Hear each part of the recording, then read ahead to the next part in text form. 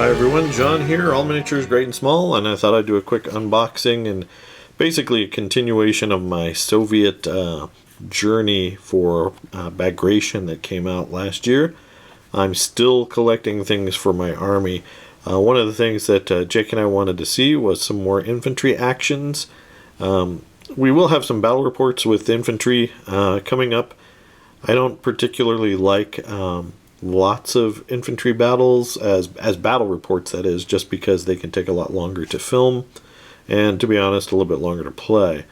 So but I do want to bring that to you so that you guys have some variety. So what I did was I picked up 2 boxes of these mortars because the mortar is integral to the some of the core formations for Soviet infantry.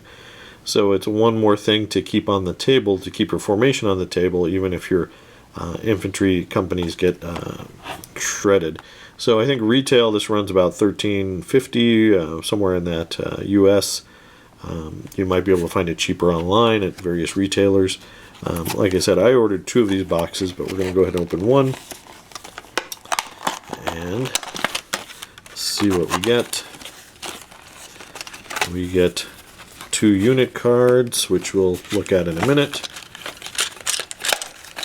We have 3 medium bases, 3 large bases, 3 sprues of plugs to fill in the bases if you need to, and then we have some of this plastic, soft plastic infantry for the Soviets. The inside's interesting. We have an example of both the 120mm mortar and the 82mm mortar. So the excuse me, the 120mm mortar has 4 figures on the stand, whereas the 82mm only has 3 figures on the stand. But you know, plus the guns themselves.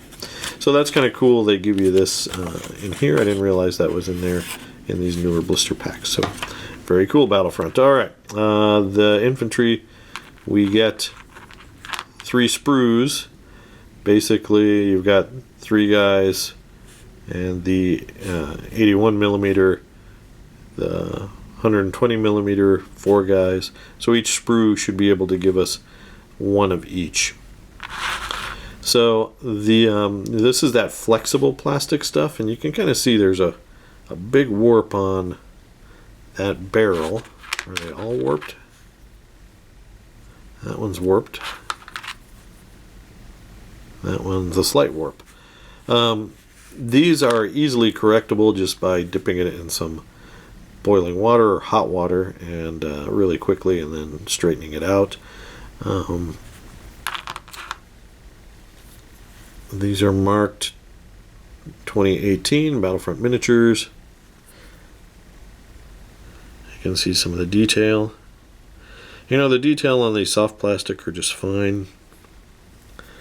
I know I've heard various people say that they've gotten some miscasts and things like that.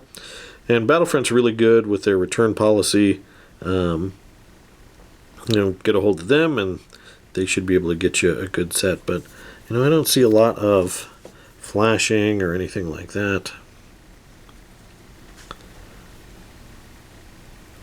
These look pretty darn clean. And besides the warping on the mortar tubes themselves, I don't think I have any complaints. Do I prefer metal or plastic?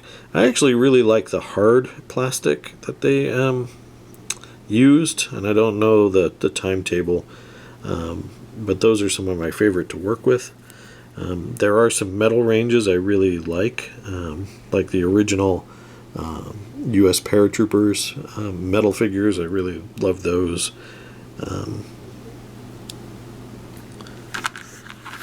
The soft plastic, like I said, these guys look fine. I mean, they're not wobbly, but they could take a fall. So there you go. That's a look at the model. So this will give you 6 stands total, 3 of each.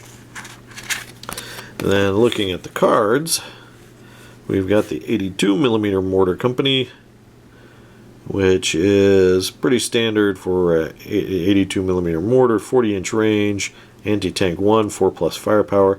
You're not threatening tanks with this at all, but 4+ firepower will let you dig out gun teams and things like that.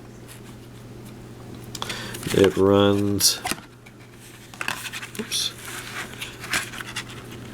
3 of them run 2 points, 6 of them 4 points, so basically a point, 2 points per 3 guns. Then you got the grown-up version, the 120mm mortar, which can reach out to 56 inches, and it's got a 2+ firepower, or sorry, 2+ anti-tank, 3+ firepower. So it's pretty good. As far as skilled, these are both trained, so they're ranging in on a 4+ or a 5+ if the enemy's in terrain. So since you roll 3 dice, a 5+ means you, on average, should get at least one of those 3 attempts in your first turn of shooting. So overall, they're pretty good. So there you go, guys. There's a look at the mortar company for Team Yankee. I would recommend, if you are going to go this route, pick up at least 2 of them so that you can run batteries of 6. There's always a nice bonus when you have 6 of some artillery firing in one bombardment. All right, there you go. I hope you enjoyed this look at the 82mm and 122 or 120mm mortar company for the Soviets in late war. If you did, please let us know down in the comments below. Do you guys have any of these in your lists? How do they perform? How do you like them?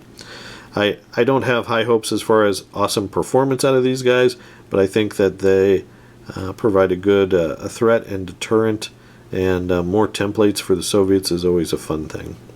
So please do give us a like and subscribe if you like what you're watching. Click that bell to receive notification when we drop new content. If you like our Flames of War content, please do check out our Patreon, where patrons receive access to one exclusive battle report every month. And we've been doing a lot of Soviets versus Germans lately, so you've got some good battle reports to watch. As always, thanks for watching, and keep on wargaming.